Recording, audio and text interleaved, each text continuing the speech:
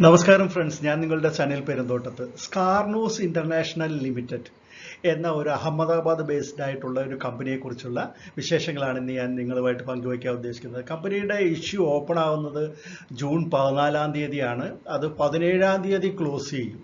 12 ലക്ഷം ഓഹരികളാണ് അവർ മാർക്കറ്റിൽ വിറ്റഴിക്കുന്നത്. എല്ലാം തന്നെ ഫ്രഷ് ഓഹരികളാണ്. അതുവഴി അവർ റേസ് ചെയ്യാൻ ഉദ്ദേശിക്കുന്നത് 6.6 crores ആണ്.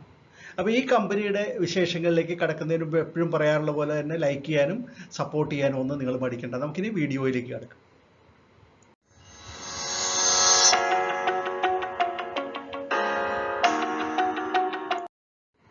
സ്കാർനോസ് ഇന്റർനാഷണൽ ലിമിറ്റഡ് എന്ന ഈ അഹമ്മദാബാദ് ബേസ്ഡ് ആയിട്ടുള്ള കമ്പനി 2011-ലാണ് രൂപം കൊള്ളുന്നത്. ഇവർ പ്രധാനമായിട്ടും കോട്ടണിലാണ് ഇവരുടെ മാനുഫാക്ചറിങ്ങും അതിൻ്റെ ട്രേഡിങ്ങും. അതായത് കോട്ടൺ എന്ന് പറയുമ്പോൾ കോട്ടൺ ബെയിൽ, റോ കോട്ടൺ, അതുകൂടാതെ കോട്ടൺ ഫാബ്രിക്സ്, യാൺ, പിന്നെ കോട്ടൻ്റെ കൊണ്ടുള്ള ഗാർമെൻറ്റ്സ്, ഇങ്ങനെയൊക്കെയുള്ള കാര്യങ്ങളുടെ മാനുഫാക്ചറിങ്ങും ട്രേഡിങ്ങുമാണ് കമ്പനി പ്രധാനമായിട്ടും ചെയ്യുന്നത്.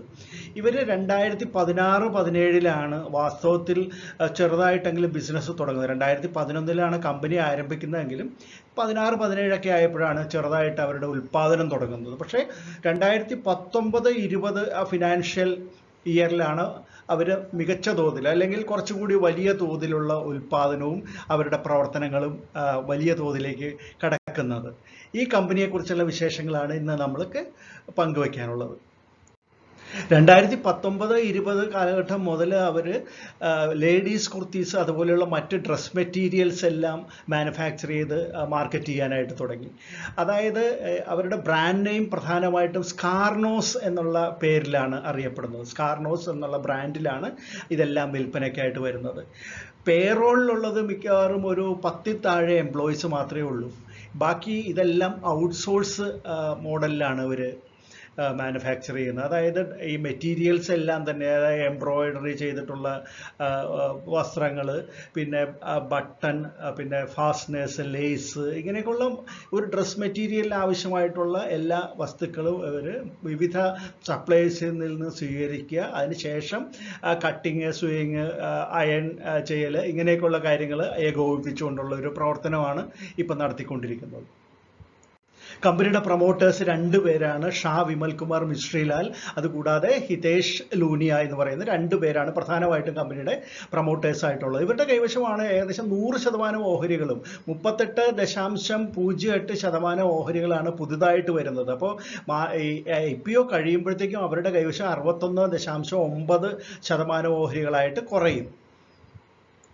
സ്കാർനോസ് ഇന്റർനാഷണൽ എന്ന് പറയുന്ന ഈ കമ്പനി SME കാറ്റഗറിയിൽ പെടുന്ന ഒന്നാണ്, അല്ലെങ്കിൽ സ്മോൾ ആൻഡ് മീഡിയം എന്റർപ്രൈസസ് കാറ്റഗറിയിൽ പെടുന്ന ഒരു കമ്പനിയാണിത്. അപ്പോൾ ഈ കമ്പനി 6.6 കോടി രൂപ മാത്രമാണ് വിപണിയിൽ നിന്ന് റേസ് ചെയ്യുന്നത്. അതിൽ തന്നെ 2.51 കോടി രൂപ അവർ വർക്കിംഗ് ക്യാപിറ്റൽ റിക്വയർമെന്റിന് വേണ്ടിയിട്ടാണ് ഉപയോഗിക്കുന്നത്. അതിൽ 2.89 കോടി രൂപ അൺസെക്യൂർഡ് ലോൺ റീപേയ്മെന്റിന് വേണ്ടിയിട്ടും കമ്പനി ഉപയോഗിക്കുന്നുണ്ട്. 0.65 crores ജനറൽ കോർപ്പറേറ്റ് പർപ്പസസിന് ഉപയോഗിക്കുന്നു. ബാക്കി അവർ ഈ ഇഷ്യൂവിൻ്റെ എക്സ്പെൻസസ് മാനേജ് ചെയ്യാനുമാണ് ഉപയോഗിക്കുന്നത്.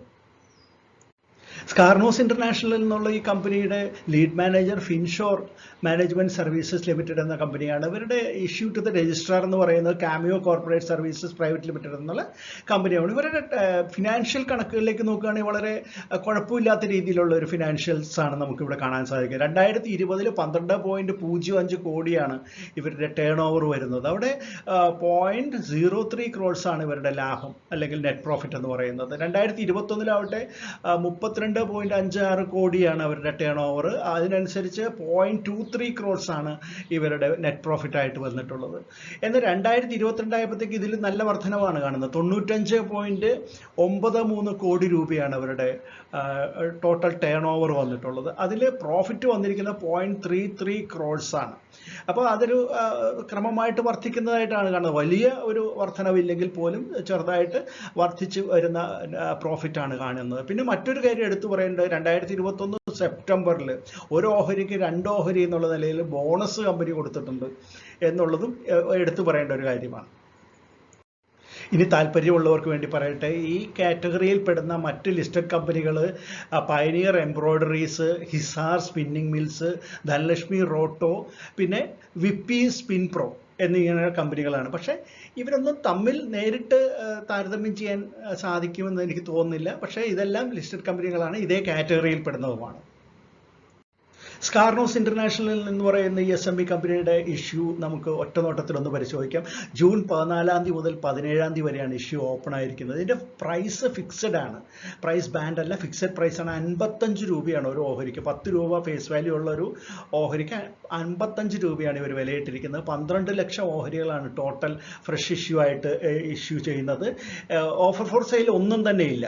ടോട്ടൽ ഇഷ്യൂ സൈസ് എന്ന് പറയുന്നത് അപ്പോൾ 6.6 കോടി രൂപയാണ്. നമ്മൾ നേരത്തെ പറഞ്ഞല്ലോ. അപ്പോൾ 2000 ആണ് ഇതിൻ്റെ ബിഡ് സൈസ് എന്ന് പറയുന്നത്, ലോട്ട് സൈസ് എന്ന് പറയുന്നത്. അപ്പോൾ 2000 തന്നെ നമ്മൾ അപ്ലൈ ചെയ്യണം. 2000 മിനിമം, മാക്സിമം 2000 തന്നെയാണ്, അത് കൂടുതൽ അപ്ലൈ ചെയ്യാൻ പറ്റില്ല. അപ്പോൾ 2000 ആയിട്ട് മാത്രമേ സെക്കൻഡറി മാർക്കറ്റിൽ എത്തുകയാണെങ്കിലും ഇതിൽ ട്രേഡിംഗ് നടക്കുകയുള്ളൂ. 1-2 ഓഹരികളോ 100 ഷെയറൊന്നുമായിട്ട് വിൽപ്പന നടക്കില്ല, വാങ്ങലും നടക്കില്ല. അതൊരു പ്രത്യേകതയാണ് SME ഓഹരികളുടെ എന്ന് എപ്പോഴും ഞാൻ പറയാറുള്ളതാണ്. ഫേസ് വാല്യൂ 10 രൂപ നമ്മൾ പറഞ്ഞു. 50% ഓഹരികളും റീറ്റെയിലേഴ്സിന് കിട്ടും.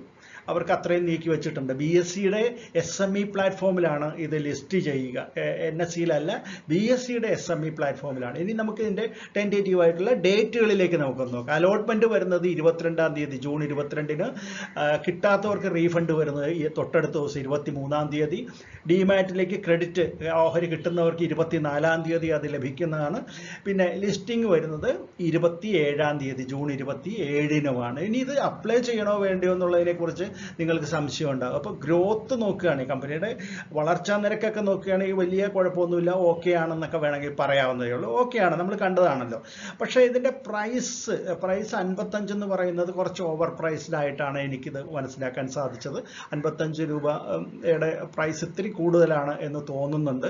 പിന്നെ ഇതിൻ്റെ IPO കഴിയുമ്പോഴുള്ള അവരുടെ ആ ഒരു ക്യാപിറ്റൽ ബേസ് ഒക്കെ നോക്കുമ്പോൾ ഇതൊരു മെയിൻ ബോർഡിലേക്കൊക്കെ വരാനായിട്ട്, അല്ലെങ്കിൽ മുൻനിരയിലേക്കൊക്കെ ഈ കമ്പനി വരാനായിട്ട് കുറച്ച് കാലതാമസം എടുക്കും എന്നുള്ളത് തന്നെയാണ് നമുക്ക് മനസ്സിലാക്കാൻ സാധിക്കുന്നത്. അപ്പോൾ അതുകൊണ്ട് തന്നെ ഒന്നാമത് ചെറുകിടക്കാർക്ക് അപ്ലൈ ചെയ്യാൻ പറ്റിയ ഒരു ഓഹരി അല്ല. അപ്പോൾ അതുകൊണ്ട് ഇത് അവോയ്ഡ് ചെയ്യുന്നതാണ് നല്ലത് എന്നാണ് വ്യക്തിപരമായിട്ടുള്ള എൻ്റെ അഭിപ്രായം. അപ്പോൾ ഫ്രണ്ട്സ്, സ്കാർനോസ് ഇന്റർനാഷണൽ ലിമിറ്റഡ് എന്നുള്ള IPOയുടെ വിശേഷങ്ങൾ കേട്ടല്ലോ. നിങ്ങൾക്ക് ഇഷ്ടപ്പെട്ട് കാണുമെന്ന് കരുതുന്നു. തീർച്ചയായിട്ടും ഇഷ്ടപ്പെട്ടെങ്കിൽ ലൈക്ക് ചെയ്യാൻ മടിക്കരുത്. അതുപോലെ തന്നെ ഈ വീഡിയോയെ എല്ലാ വിധത്തിലും സപ്പോർട്ട് ചെയ്യാനും ഞാൻ അഭ്യർത്ഥിക്കുകയാണ്. നമുക്ക് മറ്റൊരു വീഡിയോയുമായിട്ട് ഉടൻ തന്നെ വീണ്ടും കാണാം. അതുവരെ നന്ദി, നമസ്കാരം, ബൈ.